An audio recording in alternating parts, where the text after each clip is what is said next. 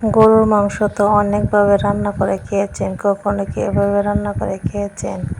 গরুর মাংস যেহেতু মজার একটা খাবার, সবাই সব রকমভাবে রান্না করার চেষ্টা করে। তবে আমার কাছে সবথেকে বেস্ট মনে হয় হাতে মাখা রান্নাটা।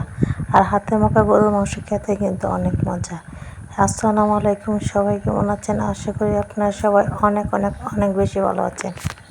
আলহামদুলিল্লাহ, আপনাদের তো আমিও অনেক বেশি ভালো আছি। আর এই তো আপনাদের মধ্যে একটা রেসিপি নিয়ে চলে আসলাম, লং ভিডিও গরুর মাংস রেসিপি। আর এই মাংসটা কিন্তু আমি হাতে মাখিয়ে রান্না করব। হাতে মাখা গরুর মাংস খেতে অনেক মজা। বাইরে ঝুম বৃষ্টি, এই ঝুম বৃষ্টিতে একটু গরুর মাংস হলে খুব ভালোই হয়। আর এই তো গরুর মাংস রান্না করার জন্য কিন্তু এখন আমি অল্প পরিমাণ গরুর মাংস নিয়েছি। যেহেতু আমরা মানুষ দুজন, তাই অল্প পরিমাণ গরুর মাংস নিলে কিন্তু আমাদের হয়ে যায়। আর এখানে আমি পেঁয়াজ কুচি দিয়ে দিলাম এবং রসুন কুচি। আর এই তো সাথে দিয়ে দিলাম মরিচের গুঁড়ো, হলুদের গুঁড়ো, ধনিয়ার গুঁড়ো, জিরার গুঁড়ো, সব একত্রে দিয়ে কিন্তু আমি এটা হাতে মাখিয়ে নেব। সাথে আমি পাঁচফোড়ন দিয়েছি, এলাচ, দারচিনি, গরম মশলা, যা যা লাগে সব ধরনের মশলাই আমি এখানে ব্যবহার করছি। এখন লবণ এবং পরিমাণ মতো তেল দিয়ে খুব ভালোভাবে হাতে মাখিয়ে নেব।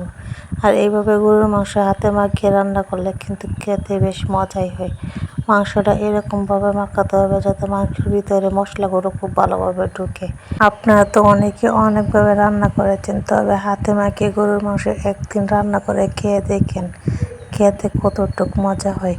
আর অল্প পরিমাণ পানি দিয়ে কিন্তু আমি কষানোর মধ্যে বসিয়ে দেবো। আর এই মাংসটা কিন্তু আমি একবার না, দুবার না, একদম 3বার কষিয়ে নেব। মাংস যত কষানো যায় খেতে কিন্তু ঠিক ততই ভালো লাগে। আর এই তো আমার কাছে মনে হলো পেঁয়াজ কম হয়েছে, আমি আর একটা পেঁয়াজ দিয়ে দিলাম। গরুর মাংসের মধ্যে পেঁয়াজের পরিমাণটা একটু বেশি দিলে মাংসটা ঝোলটা একটু ঘন হয় আর খেতে অনেক মজা হয়। যাই হোক, কথা তো অনেক বললাম, কিন্তু আমি কিন্তু সব থেকে ইম্পর্টেন্ট একটা জিনিসই মিস করে ফেলছি মাংসের মধ্যে দেওয়ার। সমস্যা না, আমার যেহেতু মাংসটা কষানো হয় না এখনও ভালোভাবে, এই পর্যায়ে আমি দিয়ে নেব। আর সেটা হচ্ছে আদা। আদা ছাড়া তো গরুর মাংস কল্পনাও করা যায় না। আর এই তো এখন আমি এখানে আদা বাটা দিয়ে দিলাম, দিয়ে আমি আর একটু পানি দিয়ে খুব ভালোভাবে মাংসটা আমি এত পরিমাণ কষিয়ে নিচ্ছি যে মাংসগুলো অর্ধেক সিদ্ধ হয়ে গেছে কষানোর মধ্যেই। আর এই তো এখন কিন্তু আমার মাংস প্রায় কষানো হয়ে গেছে। এখন আমি পরিমাণ মতো পানি দিয়ে দিব। আর পানিটা কিন্তু অবশ্যই ফুটন্ত গরম পানি দিতে হবে। পানি দিয়ে আমি আরও 20 মিনিটের মতো রান্না করে নিলাম। দেখেন মাংসটা কতটা লোভনীয় হয়েছে দেখতে, আর খেতে কিন্তু অনেক মজা। আপনারা বলেন তো, মাংস তেল দিয়ে মুড়ি খেতে কার কার খুব ভালো লাগে? আমার তো অনেক ভালো লাগে, তাই আমি মাংস তেল দিয়ে কিন্তু মুড়িও খেয়ে নিলাম। যাই হোক, ভিডিওটা আজ আপনাদের সাথে শেষ করবো। সবাই ভালো থাকবেন, সুস্থ থাকবেন, একে অপরের পাশে থাকবেন। আর এরকম লোভনীয় গরুর মাংস একদিন রান্না করে খাবেন। আল্লাহ হাফেজ।